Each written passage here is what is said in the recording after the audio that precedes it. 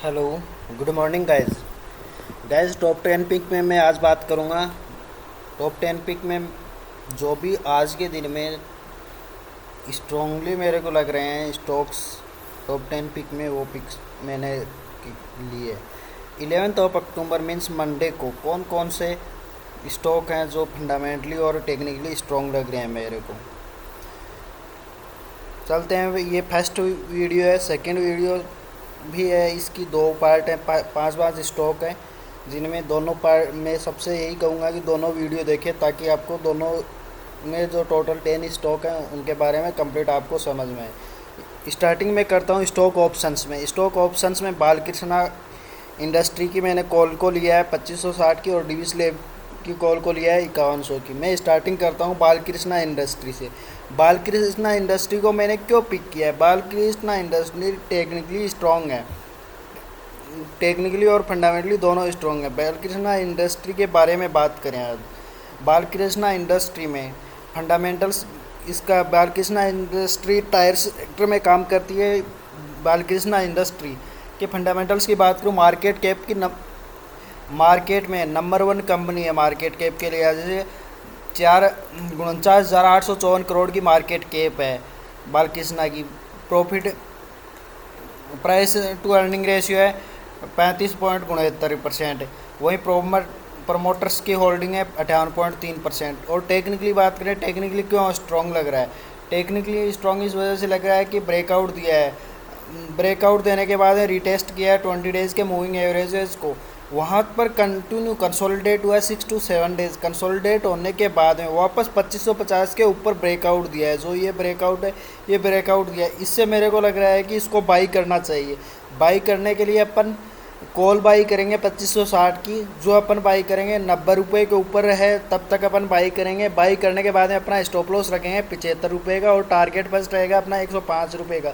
जो shaper side में second target रहेगा 115 का, थर्ड टारगेट रहेगा 130 का, और फोर्थ टारगेट फाइनल 150 रुपये का रहेगा अपना बालकृष्णा इंडस्ट्री के लिए। वहीं अपन डिविस लैब की बात करूँ, डिविस लैब भी वह जो फार्मा सेक्टर से कम आती है कंपनी। इसकी फंडामेंटली बात करूँ, फंडामेंटली मार्केट कैप के लिए जैसे 2 नंबर की कंपनी है, 1,34,627 करोड़ की मार्केट कैप है इसकी। Price to earning ratio 62.60। Promoters की होल्डिंग है 51.95%। Company has become debit free, मतलब कोई भी कर्ज नहीं है कंपनी में, कर्ज मुक्त कंपनी है। लास्ट 5 ईयर्स के ये इस ईयर में कंपनी कर्ज मुक्त है। लास्ट 5 ईयर्स में अभी कंपनी कर्ज मुक्त हुई है, कोई भी कर्ज नहीं है कंपनी पर। टेक्निकली अगर बात करूँ, टेक्निकली कंपनी ब्रेकआउट दिया था, ब्रेकआउट देने के बाद में 20 डेज़ और 50 डेज़ के मूविंग एवरेजेस को रिटेस्ट किया। रिटेस्ट करने के बाद में अभी मेरे को लग रहा है कि पुल बैक आएगा। यहाँ से पुल बैक लेने के बाद में ये मेरे को लग रहा है कि और भी अच्छा रिटर्न दे सकती है पुल बैक के बाद में। तो इसके लिए अपन 5100 की कॉल बाई करके चलेंगे। डिविस लेब की 5100 कॉल अपन बाई करेंगे 150 रुपये के ऊपर जब तक है तब तक अपन बाई करेंगे, और स्टॉप लॉस रखेंगे 130 रुपये का, और टारगेट फर्स्ट रहेगा 170 रुपये का, सेकंड टारगेट 190 रुपये का, थर्ड टारगेट 215, और फोर्थ एंड फाइनल टारगेट 250 रुपये का। वहीं अपन अब फ्यूचर्स की बात करें, फ्यूचर्स में मैंने 2 क्लिक किए हैं इस वीडियो में, यूपीएल को और एलएनटी को। यूपीएल और एलएनटी को क्यों पिक किया है, क्या रीज़न है, इनके सेक्टर्स के बारे में बात करते हैं। यूपीएल एग्रो केमिकल्स का काम करती है। अभी एग्रो केमिकल्स की बहुत ज़्यादा चल रहा है मार्केट में। मार्केट की एग्रो केमिकल में सेक्टर में नंबर 1 मार्केट कैप की कंपनी है। 56,386 करोड़ का मार्केट कैप है इस कंपनी का। प्राइस टू अर्निंग रेशियो है 18.17%। प्रमोटर्स की होल्डिंग है 27.96%। वही एफआईआईज की होल्डिंग है 37.87%। By going globally, the company has taken a step toward becoming a agriculture solution provider from being just a producer of agro chemicals. मतलब globally ये strong company है जो एग्रो केमिकल्स को बनाती है, नंबर 1 कंपनी है, तो ग्लोबली भी इसकी डिमांड रहती है एग्रो केमिकल्स की। अभी इसकी टेक्निकली बात करूँ, टेक्निकली इसने ब्रेकआउट दिया था 720 के ऊपर, और वहाँ पर ब्रेकआउट देने के बाद में कंफर्टेबली यहाँ पर स्टेबल हो रहा है। कंटिन्यू 3 to 4 डेज़ हो गए, वहाँ पर स्टेबल होने के बाद में इसने कंटिन्यू क्लोजिंग भी डेज़ की दी है 20 डेज़ के मूविंग एवरेजेस के ऊपर। तो जिससे मेरे को लग रहा है कि अब इसका स्टॉप लॉस रख कर इसको बाई करना चाहिए, क्योंकि एग्रीकल्स की जैसी डिमांड है उसको देखकर मेरे को लग रहा है यूपीएल के फ्यूचर को अपने को बाई करना चाहिए 735 के ऊपर। जब तक स्टेबल है तब तक अपने को बाई करेंगे और स्टॉप लॉस रखेंगे 725 के ऊपर नीचे।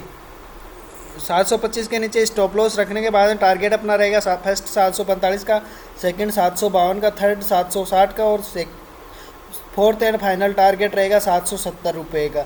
वहीं अपन लेकर चले एल एन टी के फ्यूचर को मैंने क्यों लिया है? एल एन टी के फ्यूचर को मैंने इस वजह से लिया है कि कंस्ट्रक्शन कंपनी अभी भी फोक्स में चल रही है। एल एन टी ने इतना परफॉर्म नहीं किया जितना गोदरेज एग्रोवेट, गोदरेज प्रॉपर्टी और उसने ओबरॉय रियल्टी वगैरह ने परफॉर्म किया, उतना एल एन टी ने परफॉर्म नहीं किया है। पर अगर अपन सेक्टरल मार्केट कैप की बात करूँ तो fundamentally sectoral market cap L and T का नंबर 1 कंपनी है सेक्टर में। 2,42,561 करोड़ का मार्केट कैप है इस कंपनी का। Price to earning ratio 19.14%। Government अगर और भी इंफ्रास्ट्रक्चर पर फोकस करती है तो इस कंपनी को बहुत अच्छा प्रॉफिट होगा, जिसकी वजह से ये कंपनी फोकस में रहेगी, मेरे को ऐसा लग रहा है। तो if the infrastructure programs announce recently by the government take place, the order flow can improve but the state and central government finance are already stressed. अगर मैं टेक्निकली बात करूँ इस कंपनी की, टेक्निकली ये कंपनी स्ट्रॉन्ग है already, क्योंकि 10 days moving average को क्रॉस किया है इसने। वहाँ पर 8 तारीख को वहाँ पर क्रॉस करने के बाद में एवरेज प्राइस गेन 2.51% और 7 डेज़ के अंदर है, जो लास्ट 5 ईयर्स का रिकॉर्ड है ये, कि इतना रिटर्न नहीं दिया है 7 डेज़ के अंदर इस स्टॉक ने। 5 ईयर्स में हाई रिटर्न दिया है इन 7 डेज़ में। ब्रेकआउट दिया था इसने 1700 के ऊपर, यहाँ पर ब्रेकआउट देने पर कंटिन्यू कंसोलिडेट हुआ है। कंसोलिडेट होने के बाद में लास्ट 4 सेशन की बात करूँ, लास्ट 4 सेशन का जो क्लोजिंग आया है कंटिन्यू टू लास्ट 4 सेशन में जो भी कंटिन्यू क्लोजिंग आया, जिनमें से 2 डेज़ की क्लोजिंग है जो अबाउट 20 डेज़ मूविंग एवरेजेस के ऊपर आई है। इस वजह से मेरे को लग रहा है कि ये स्ट्रॉन्ग है टेक्निकली भी, तो इसको अपन बाई करके चलेंगे। एल एन टी को 1720 के ऊपर जब तक है तब तक अपन बाई करेंगे और 1700 रुपये का स्टॉप लॉस रखकर 1740 का फर्स्ट टारगेट रहेगा, सेकंड टारगेट 1760 का, थर्ड टारगेट 1785 का और फाइनल एंड फोर्थ टारगेट रहेगा 1820 रुपये का। वहीं अब मैं कैश मार्केट की बात करूँ, इक्विटी में मैंने लिया है जेनसार टेक को। ये एक आईटी कंपनी है, आईटी सेक्टर के अभी रिजल्ट वगैरह आने वाले हैं, जिसकी वजह से आईटी सेक्टर अभी फोकस में रहेगा। आईटी सेक्टर में इस कंपनी की बात करूँ, इस कंपनी का मार्केट कैप के अकॉर्डिंग रैंक है 19th रैंक है। मार्केट कैप कितना है? 11,466 करोड़ का इस कंपनी का मार्केट कैप है। प्राइस टू अर्निंग रेशियो है इसका 32.93%। प्रमोटर्स की होल्डिंग है 49.18%।